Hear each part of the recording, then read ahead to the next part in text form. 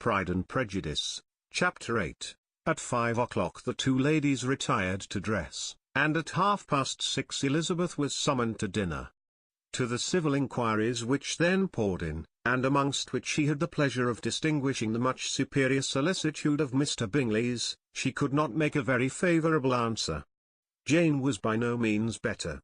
The sisters, on hearing this, repeated 3 or 4 times how much they were grieved, how shocking it was to have a bad cold, and how excessively they disliked being ill themselves, and then thought no more of the matter, and their indifference towards Jane when not immediately before them restored Elizabeth to the enjoyment of all her former dislike. Their brother, indeed, was the only one of the party whom she could regard with any complacency. His anxiety for Jane was evident, and his attentions to herself most pleasing, and they prevented her feeling herself so much an intruder as she believed she was considered by the others. She had very little notice from any but him. Miss Bingley was engrossed by Mr. Darcy, her sister scarcely less so, and as for Mr. Hurst, by whom Elizabeth sat, he was an indolent man, who lived only to eat, drink, and play at cards, who, when he found her to prefer a plain dish to a ragout, had nothing to say to her. When dinner was over, she returned directly to Jane, and Miss Bingley began abusing her as soon as she was out of the room. Her manners were pronounced to be very bad indeed, a mixture of pride and impertinence. She had no conversation, no style, no beauty. Mrs. Hurst thought the same, and added, "She has nothing, in short, to recommend her, but being an excellent walker. I shall never forget her appearance this morning. She really looked almost wild. She did, indeed, Louisa. I could hardly keep my countenance. Very nonsensical to come at all. Why must she be scampering about the country, because her sister had a cold? Her hair, so untidy, so blousy. Yes, and her petticoat. I hope you saw her petticoat, 6 inches deep in mud, I am absolutely certain, and the gown which had been let down to hide it not doing its office." "Your picture may be very exact, Louisa," said Bingley, "but this was all lost upon me. I thought Miss Elizabeth Bennet looked remarkably well when she came into the room this morning. Her dirty petticoat quite escaped my notice." "You observed it, Mr. Darcy, I am sure," said Miss Bingley, "and I am inclined to think that you would not wish to see your sister make such an exhibition." "Certainly not. To walk 3 miles, or 4 miles, or 5 miles, or whatever it is, above her ankles in dirt, and alone, quite alone. What could she mean by it? It seems to me to show an abominable sort of conceited independence, a most country town indifference to decorum."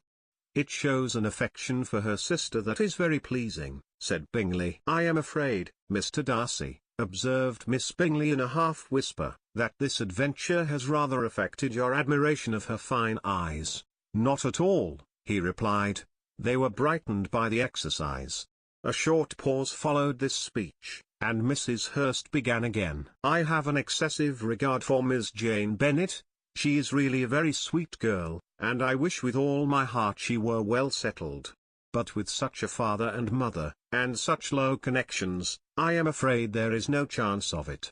I think I have heard you say that their uncle is an attorney in Meryton."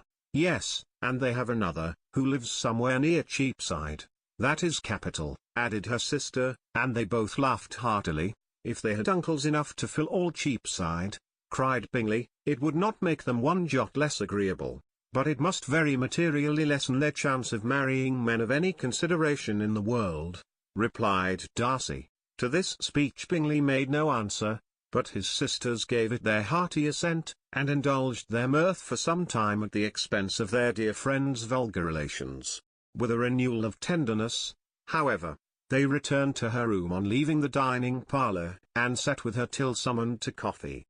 She was still very poorly, and Elizabeth would not quit her at all, till late in the evening, when she had the comfort of seeing her sleep, and when it seemed to her rather right than pleasant that she should go downstairs herself. On entering the drawing-room she found the whole party at loo, and was immediately invited to join them, but suspecting them to be playing high she declined it, and making her sister the excuse, said she would amuse herself for the short time she could stay below, with a book. Mr. Hurst looked at her with astonishment. "Do you prefer reading to cards?" said he. "That is rather singular. Miss Eliza Bennet," said Miss Bingley, "despises cards. She is a great reader, and has no pleasure in anything else." "I deserve neither such praise nor such censure," cried Elizabeth. "I am not a great reader, and I have pleasure in many things." "In nursing your sister I am sure you have pleasure," said Bingley, "and I hope it will be soon increased by seeing her quite well." Elizabeth thanked him from her heart, and then walked towards the table where a few books were lying. He immediately offered to fetch her others all that his library afforded. "And I wish my collection were larger for your benefit and my own credit, but I am an idle fellow, and though I have not many, I have more than I ever looked into." Elizabeth assured him that she could suit herself perfectly with those in the room. "I am astonished," said Miss Bingley, "that my father should have left so small a collection of books. What a delightful library you have at Pemberley, Mr. Darcy." "It ought to be good," he replied. "It has been the work of many generations. And then you have added so much to it yourself. You are always buying books. I cannot comprehend the neglect of a family library in such days as these." "Neglect? I am sure you neglect nothing that can add to the beauties of that noble place. Charles, when you build your house, I wish it may be half as delightful as Pemberley. I wish it may. But I would really advise you to make your purchase in that neighbourhood, and take Pemberley for a kind of model. There is not a finer county in England than Derbyshire. With all my heart, I will buy Pemberley itself if Darcy will sell it." "I am talking of possibilities, Charles. Upon my word, Caroline, I should think it more possible to get Pemberley by purchase than by imitation." Elizabeth was so much caught with what passed, as to leave her very little attention for her book, and soon laying it wholly aside, she drew near the card table, and stationed herself between Mr. Bingley and his eldest sister, to observe the game. "Is Miss Darcy much grown since the spring?" said Miss Bingley. "Will she be as tall as I am?" "I think she will. She is now about Miss Elizabeth Bennet's height, or rather taller. How I long to see her again. I never met with anybody who delighted me so much. Such a countenance, such manners, and so extremely accomplished for her age. Her performance on the pianoforte is exquisite."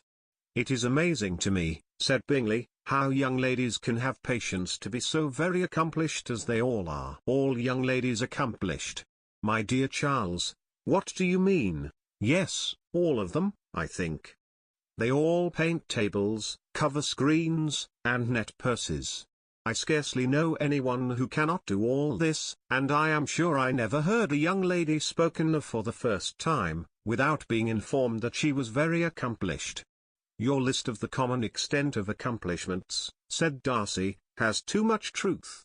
The word is applied to many a woman who deserves it no otherwise than by netting a purse or covering a screen. But I am very far from agreeing with you in your estimation of ladies in general. I cannot boast of knowing more than half a dozen, in the whole range of my acquaintance, that are really accomplished." "Nor I am sure," said Miss Bingley. "Then," observed Elizabeth, "you must comprehend a great deal in your idea of an accomplished woman." "Yes, I do comprehend a great deal in it." "Oh, certainly," cried his faithful assistant, "no one can be really esteemed accomplished who does not greatly surpass what is usually met with.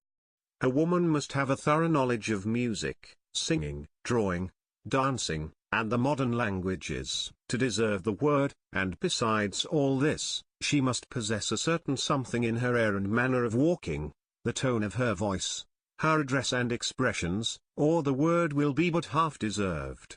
All this she must possess," added Darcy, "and to all this she must yet add something more substantial, in the improvement of her mind by extensive reading.